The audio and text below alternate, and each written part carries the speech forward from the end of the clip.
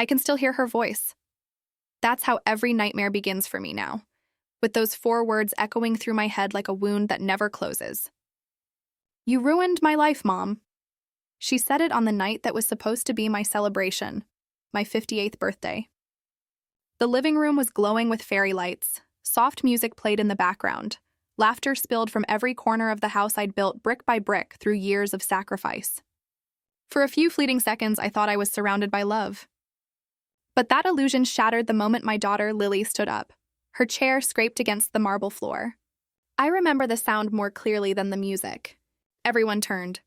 She looked so calm, too calm, the kind of calm that hides a storm. Her hands trembled just slightly as she held a folded piece of paper against her chest. At first, I thought she wanted to give a toast. I smiled, foolishly, waiting for her to say something kind, maybe a thank you for the dinner I'd spent days preparing. But instead, she said it. "You ruined my life." The knife slipped from my fingers and hit the plate. I could feel every pair of eyes in the room shift toward me, confused, horrified, curious. My breath caught in my throat. "Lily, what are you talking about?" I whispered. But she didn't answer me. She turned her gaze toward the guests, her cousins, my sisters, even my oldest friend Martha, and said, "Ask her. Ask her what she's been hiding all these years." In that moment, I felt my world tilt. The room that had been filled with laughter just a heartbeat ago now felt airless. The hum of the refrigerator, the flickering of candles, the clinking of a fork somewhere in the distance. Every sound felt sharp, cruel, deliberate. I could see pity in Martha's eyes and judgment in my sister's. My hands were cold, but I forced myself to smile. "Sweetheart," I said softly, "this isn't the time for jokes." But she didn't smile. She reached into her bag and pulled out a sealed envelope. "Tell them what you did," she said. Her voice didn't rise, but it didn't need to. Every word sliced through me like glass. I felt my knees weaken as she placed the envelope in front of me, on the table beside the birthday cake. My name was written on it in my own handwriting, from decades ago. For a second, I couldn't breathe. My chest felt tight, my throat dry. I wanted to tear it apart, to hide it before anyone else could see, but my fingers refused to move. "What is this?" I managed to ask. "You already know," she replied. And maybe I did. Maybe I'd known from the moment she stood up that this was the day the past would find me. Still, I forced the seal open with trembling hands. Inside were several papers, yellowed at the edges, old documents, familiar and terrifying. I could see the signatures, the dates, the ink that had faded but never really disappeared. It was the proof of everything I'd buried, the choices I'd made, the lies I'd told to protect her, or maybe to protect myself. The room was silent. No one moved. Even the candles seemed frozen. I heard someone whisper my name, but I couldn't look up. I could feel Lily's eyes on me, eyes that once looked at me with love and now burned with betrayal. How did she find these? I thought. I had hidden them years ago, far from sight, in a box meant never to be opened. I tried to speak, but my voice broke. "Lily, please. This isn't what you think." She stepped closer, and for the first time that night, I saw tears in her eyes. "Isn't it?" she said quietly. "Then go ahead, Mom, tell them. Tell everyone here why you did it." Every instinct in me screamed to deny, to protect what little dignity I had left, but my mind was spinning too fast. My hand shook as I looked at the papers again, realizing just how much she knew. Everyone I loved was staring at me like I was some stranger who'd wandered into their lives wearing my face. I wanted to disappear. I wanted to scream, but all I could do was stand there paralyzed as the silence grew heavier. My sister coughed awkwardly, trying to break the tension, but Lily's gaze held me captive. "You kept this from me for years," she whispered. "You let me grow up believing a lie." Her words tore through me, and I felt the walls of the room closing in. The decorations, the cake, the laughter, all of it felt cruel now, like a staged illusion. I tried to reach for her hand, but she stepped back. Her shoulders were shaking, not from anger, but from something deeper, heartbreak. I opened my mouth, desperate to say something, anything that would make it stop. "Lily, please, not here. We can talk about this later." "No," she said, her voice steady now, the softness gone. "Later is how you've lived your whole life. Later for the truth, later for me, later for everything." And then she turned to the guests and raised the paper. I remember her saying, "You all think she's perfect, the selfless mother, the widow who gave everything. But you don't know what she did." I could feel my heart pounding so hard I thought it might give out. The paper trembled in her hand.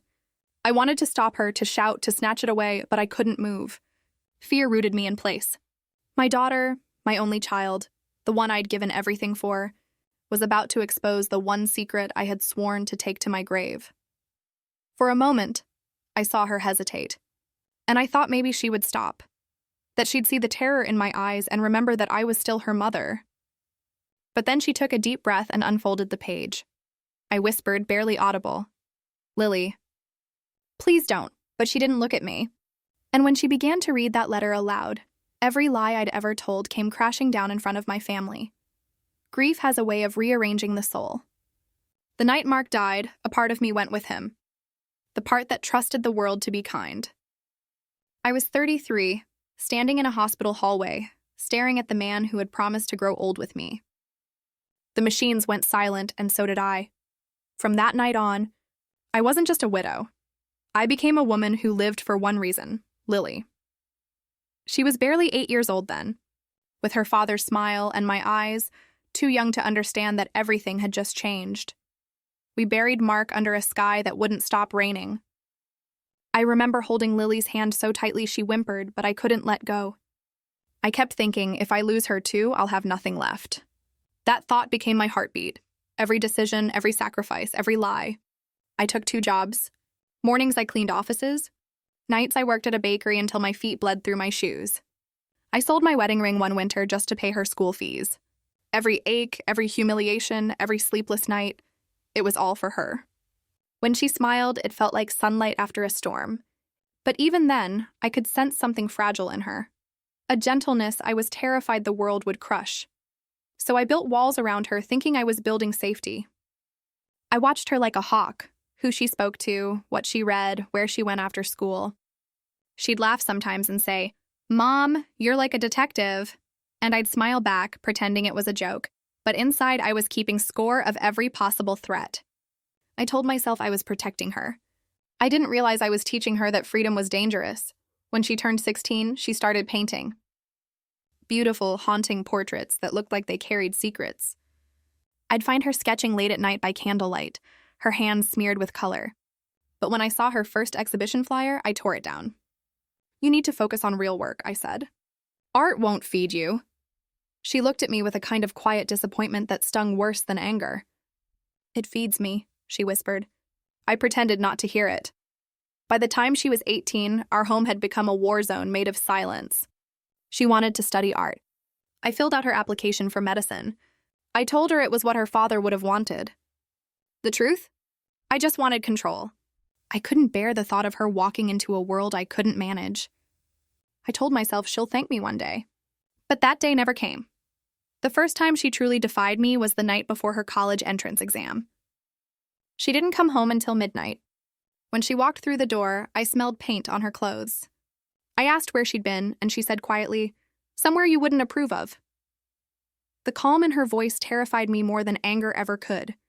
I shouted, I threatened, I said things I regret to this day. She just stood there and let me unravel, her face unreadable. And then she said, "You don't own me, Mom." That sentence broke something inside me. For years, I had sacrificed everything. My youth, my sleep, my joy. And now my own child was looking at me like I was her enemy. I locked myself in my room that night and cried until morning. But instead of apologizing, I doubled down. I told myself she didn't know what was best for her. I did. That's what love meant to me back then.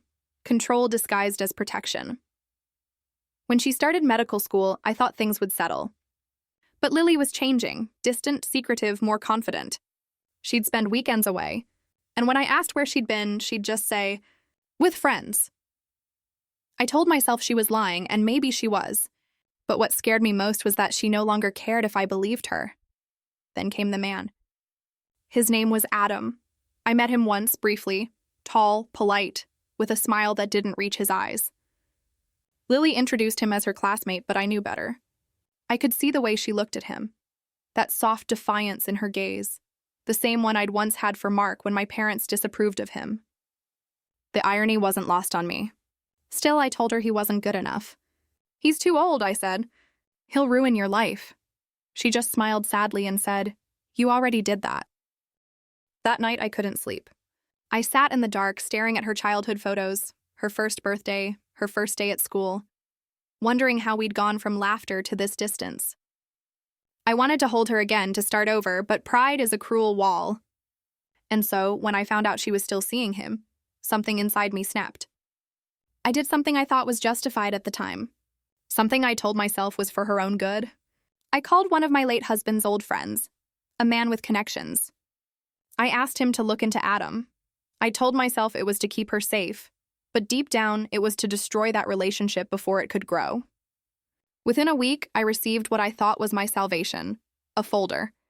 Inside were photographs, background reports, half-truths spun into something I could use. I didn't ask if they were real. I didn't care. I just needed something to stop her from leaving me. The next day, I waited until she came home, and when she did, I threw the papers on the table. "This is who he really is," I said. She skimmed through them, her face pale, her hands shaking. I thought I'd won, but instead she whispered, "You had someone follow me?" Her voice broke on the last word. She wasn't angry, she was heartbroken. And that somehow was worse. The silence after that felt eternal. She moved out within weeks, saying she needed space. I told myself she'd come back when she realized how much she needed me. But months turned into years, and every phone call grew shorter, colder. The first lie I ever told for her was out of love. But by then, love had twisted into fear. Fear of being left behind. Fear of losing control.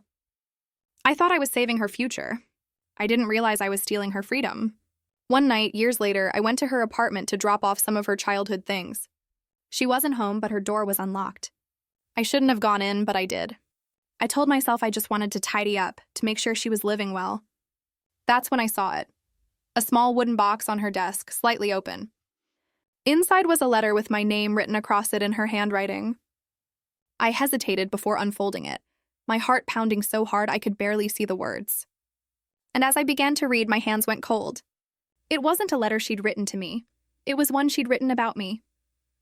And what it said changed everything I thought I knew about my own child. The first time I saw that letter, my hands went cold before I even unfolded it.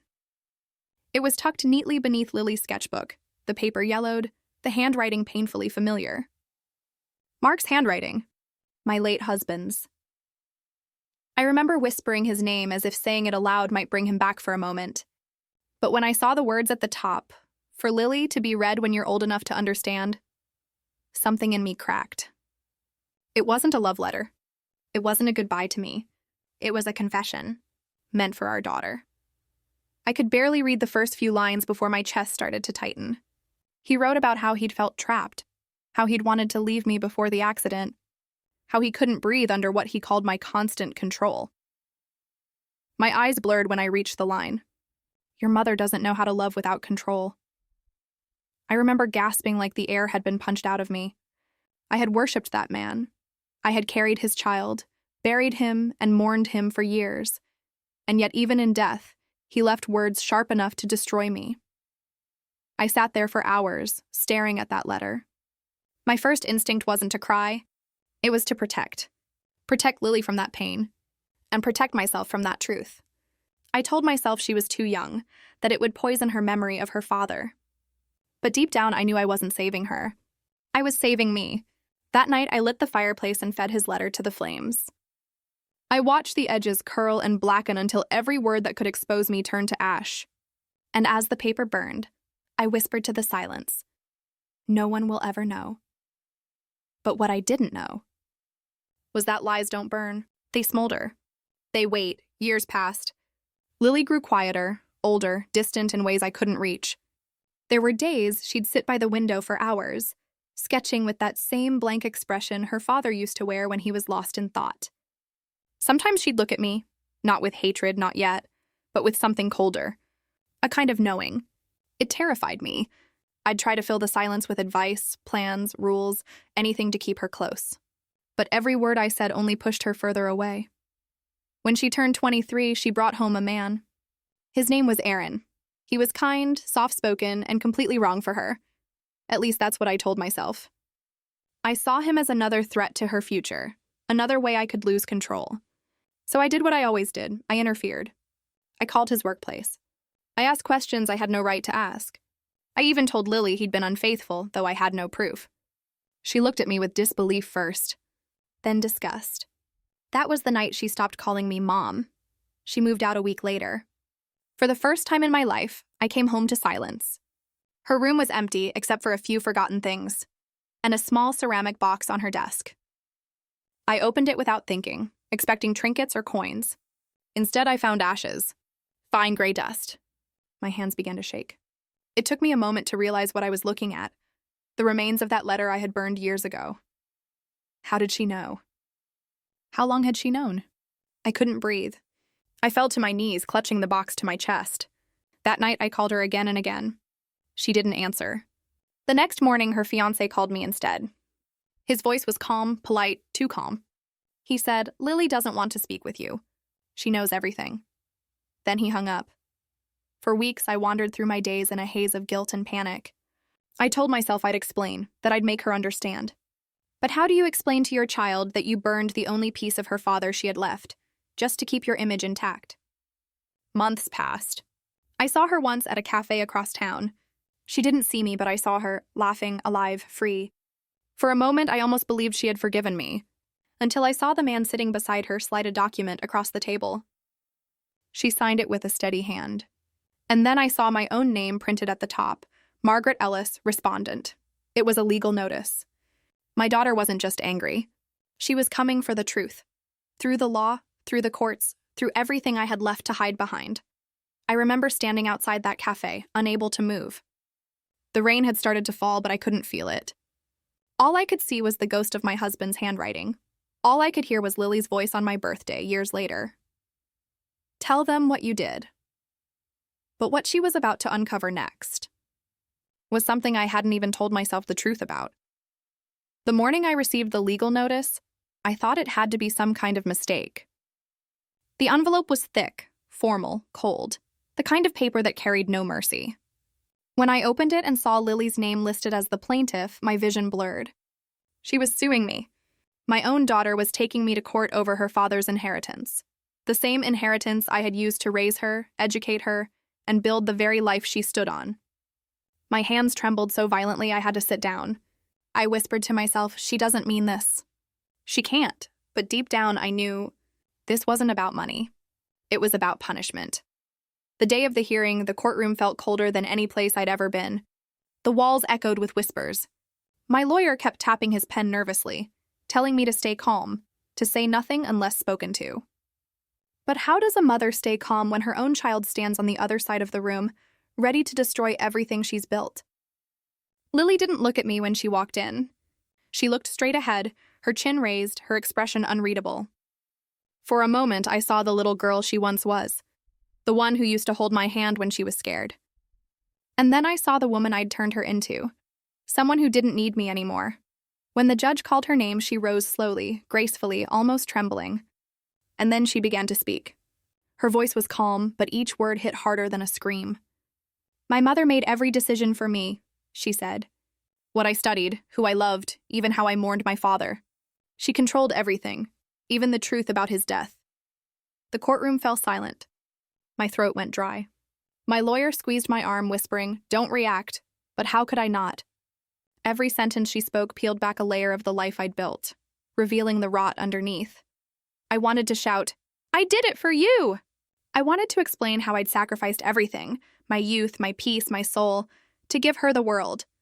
But when she turned toward me, her eyes full of tears that didn't fall, she said something that shattered what little defense I had left. Even when Dad tried to save me from you, you silenced him. It felt like the air had been sucked out of the room. My heart pounded so loud I could barely hear the judge calling for order. Those words, "You silenced him," were the truth I'd buried for decades, now dragged into the light for everyone to see. I realized in that moment I wasn't losing a lawsuit. I was losing my child, and for good. But what happened next left me speechless. My lawyer stood, trying to frame the case as a misunderstanding, claiming the inheritance had been used responsibly for Lily's benefit. But Lily interrupted him, her voice trembling now. "You think this is about money?" she said. My mother spent years telling me I owed her everything, but she never once said sorry for the things she took from me. My choices, my truth, my father's voice. I couldn't take it anymore. I stood up against every warning, every whispered plea to sit down. My body shook, but my voice came out steady. She's right, I said. The courtroom gasped. She's right about all of it. And then, for the first time in my life, I told the truth. All of it. I told them how I found Mark's letter, how I read the words that condemned me, how I burned it because I couldn't bear the thought of Lily knowing that the man she worshipped had wanted to leave me. I told them how I convinced myself it was love, that I was protecting her. But as I spoke, I realized it wasn't protection. It was fear. I had built my entire motherhood on fear, of being alone, of losing control, of not being enough. And in the end, fear had become my only legacy. The judge watched silently. The journalists scribbled notes. But the only person who mattered was sitting across from me, my daughter. Her face was wet now, tears sliding down without sound. When I said, I only did it because I loved you, she looked at me with a kind of broken compassion that hurt more than hatred ever could. She whispered, barely audible, "Then love shouldn't hurt this much." The entire courtroom went still. Even the judge hesitated, as if unsure how to proceed after a silence like that. I wanted to reach for her, to tell her that I finally understood, that love without freedom isn't love at all. But I couldn't move. I stood frozen in the wreckage of my own truth. When the judge finally spoke, his words felt distant, echoing through the fog of guilt that surrounded me. "Mrs. Ellis, please rise." My knees nearly gave out as I stood. My lawyer said something I didn't hear. All I could feel was the weight of every lie, every choice, every moment I'd mistaken control for care. The judge's next words changed everything. He looked at me for a long moment before speaking, his voice heavy. "This court finds that while financial misconduct has not been proven, emotional harm has. What's owed here isn't money, it's truth." And then he said my name again, slow, deliberate. "Margaret Ellis." The entire courtroom fell silent. My heart stopped. Because what he said next wasn't a sentence. It was a reckoning. The judge's voice was calm, too calm for a moment that felt like the end of the world. She didn't speak about numbers, percentages, or bank accounts. She looked straight at me, and with the kind of quiet authority that cuts deeper than anger, she said, "This isn't a financial case, Mrs. Ellis. This is a story of control disguised as care." Those words sank into me like ice. Around us, the courtroom was utterly silent. No one dared move. It wasn't a verdict about money, it was a verdict about me. About the way I had loved my daughter so tightly, I'd suffocated her in the name of protection. I stood there, nodding like a woman half-conscious, as the judge declared that the remaining inheritance, everything Mark and I had built together, would go to charity. But she added something else. "The final decision will rest with Ms. Lily Ellis." My daughter didn't look at me when she agreed. She simply said, "That's fair." And somehow, hearing those two words felt like being sentenced to a life I had already been living. One without her. When the gavel struck, it echoed through me like a memory that would never fade. I didn't cry. I didn't shout. I just stood there, feeling hollow. Lily walked past me without a glance, and for a moment her perfume, the same one I'd bought her on her 21st birthday, brushed past me. The smell broke me. I turned toward her, desperate for one last connection, one last sign that the bond between us hadn't died completely. But she didn't stop. She just walked out, steady and silent. Watching her leave that courtroom felt like watching the door to my old life close for good. I thought I had prepared myself for that moment. But what happened next left me speechless. Days turned into weeks, and the house that once felt too small for our arguments now felt impossibly large in its silence. Every sound echoed. The ticking clock, the creak of the stairs, even my own breathing. I would sit at the kitchen table and replay the hearing in my mind, every word she said, every tear she didn't shed. I tried to convince myself that she'd call or send a message, even something cruel, because cruelty would have meant she still felt something. But there was nothing, just silence, and yet, silence has a way of speaking louder than words. It whispered everything I had refused to hear for years. It told me I had built my life around control, and now that control was gone, I didn't know who I was anymore. Then one evening, just as the sun was setting, I heard a knock on the door. I froze. It was soft, hesitant. My heart began to pound. When I opened it, Lily stood there, holding a small envelope in her hand. She looked different, calmer, almost peaceful. Her eyes met mine, and for the first time in a long time, I didn't see anger. I saw something far more painful. Acceptance. She didn't ask to come in. She simply handed me the envelope and said, "I thought you should have this." Her voice was steady, but her hands trembled slightly. I wanted to reach out, to hold her fingers like I used to, but I didn't dare. When I opened the envelope, my breath caught in my throat. Inside was the letter. The one I had burned years ago. The one that had haunted every choice since. But it wasn't ashes anymore. It was whole, restored, reprinted. Somehow she had found a copy, the original, preserved in a lawyer's archive. My knees gave out, and I sat down right there in the doorway, clutching it as if it were a living thing. Mark's handwriting stared back at me. His words, those same words that had driven me to destroy it, were there in black ink. "Your mother doesn't know how to love without control." And beneath his name, in Lily's handwriting, were words that I never thought I'd see. She had written, "I forgive you, but I can't go back." Forgiveness felt heavier than punishment. It was mercy wrapped in grief. My tears fell on the paper, blurring the ink. I whispered, "Thank you," but she didn't reply. She turned to leave, her face unreadable, her silence louder than any scream. And in that moment, I realized her silence wasn't hatred. It was freedom. She had finally escaped the version of me that had trapped her for so long. That night, I sat by the window, holding the letter close to my heart. I kept reading her line over and over. "I forgive you, but I can't go back." It was like looking at the wreckage of a home you built with your own hands, knowing you can't rebuild it, but still standing there unwilling to walk away. I thought that would be the end of our story. That forgiveness was her final word. But what she did next, no mother could have seen coming. The day I packed the last of my boxes and walked out of that house, it didn't feel like leaving. It felt like shedding a skin I'd been trapped inside for years. The walls that had once heard arguments, tears, and unspoken apologies were quiet now, but not in the same haunting way they used to be. The silence was different. It was clean. I remember standing by the doorway, touching the old wooden frame one last time, and whispering, "It's time." For once, I wasn't saying it to convince myself. I meant it. Starting over at my age wasn't graceful. It was slow, messy, and humbling. I moved into a smaller house, one without the echoes of our old life, and for months I didn't know what to do with myself. I'd wake up, make coffee for two, and then stare at the empty chair across the table as if it might forgive me.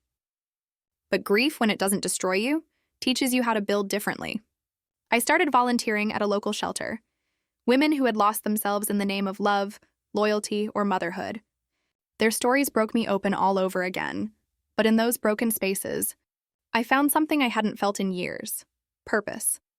One afternoon, as I was cleaning up after a session, one of the women, a young mother, barely 30, said to me, "You talk like someone who's been through fire." I smiled. "I didn't walk through it," I told her quietly.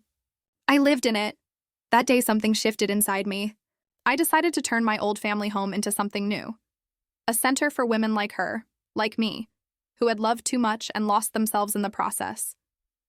It was painful, walking back through that house again, the smell of the old wood floors, the memory of Lily's laughter echoing faintly in my mind. But this time, I wasn't there to haunt the past. I was there to heal it. We painted the walls, opened the curtains, and let light pour into rooms that hadn't seen sunlight in years. Every nail hammered, every window polished, felt like stitching together a wound that had stayed open too long. I named the center the open door. It felt right. It was what I had never been. Open. Months passed, and letters began to arrive. The handwriting on the first envelope stopped my heart. It was Lily's, smaller, neater than I remembered, but unmistakable. I held it for hours before opening it. Inside, there were only a few lines. "Mom, I hope you're doing well. I heard about what you're doing with the house. It's good. I think he'd be proud." She didn't sign it Love Lily, just her name, distant, polite, almost formal. But still, it was her. And for me, that was enough. I kept that letter by my bedside for weeks, reading it every night. And then slowly more came. Small updates, a new job, a move. Then one day, a line that made me cry harder than any insult or silence ever had. I don't hate you anymore. Those words were simple, but they carried years of pain, forgiveness, and something even more precious, peace. But what came next left me breathless. It was spring when her final letter arrived. A thick envelope this time, and when I opened it, a photograph slid out. A baby girl, her daughter, my granddaughter.